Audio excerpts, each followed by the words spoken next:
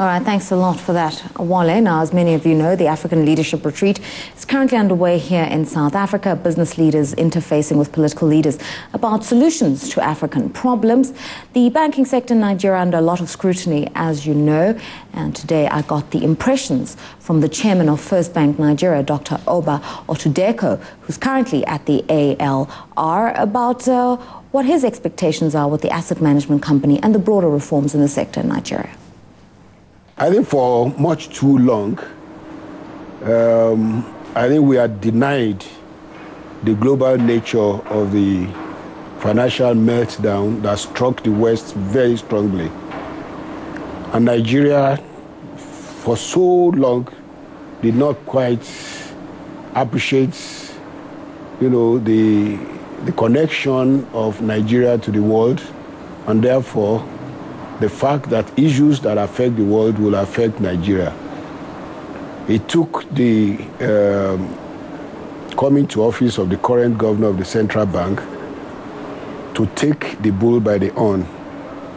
The reality of it is that the fundamentals of business and indeed the way the economy had been managed by successive governments, indeed, I think the heightening, as it were, of the effect of liberal economy had meant very, very bullish, lending and asset creation by banks and financial institutions, eating up various economies and having effect of creating seriously deficient assets that actually bubbled. So what did we eventually see? We saw a situation whereby when audits was made and commissioned in many of the banks, the reality of the situation came on board, and the right thing to do, which is what the new governor did, was to identify the issues, and the issues were mainly governance issues in most of the institutions, and address them, and also the structure of the various assets, and generate policies that led to, as it were, bringing out the weaknesses.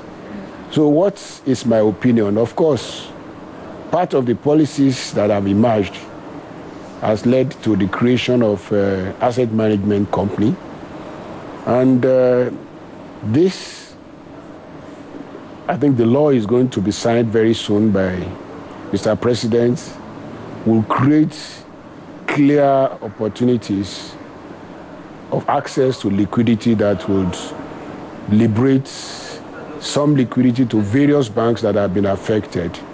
And I'd like to believe that with flow of liquidity to these banking institutions, credit will start again to come to the economy. Obviously, because of the bank bailouts, the reforms, the asset management company, the Nigerian financial services sector has come under a lot of scrutiny.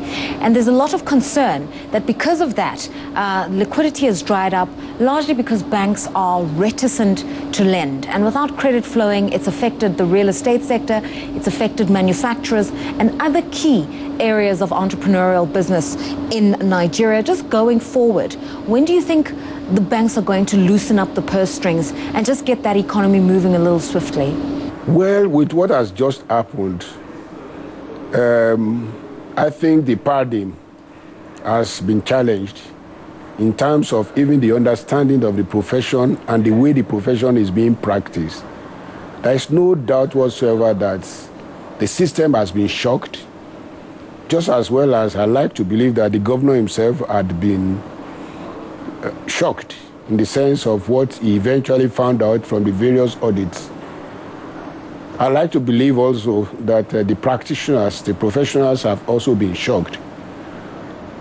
I think the rule of the game would have to change in the sense that the manner in which banking is practiced would have to go through what I believe is a normal cycle. And what it will lead to is that, of course, even both the supply and the demand side of credit will have to engage in reappraisal All right, that's where we leave it today for Regional Roundup. Remember to stay tuned to CNBC Africa today for all our live shows that will be focusing on mining in Africa. After the break, we'll bring you an update on how the markets are trading ahead of the JSE's close. Don't go away.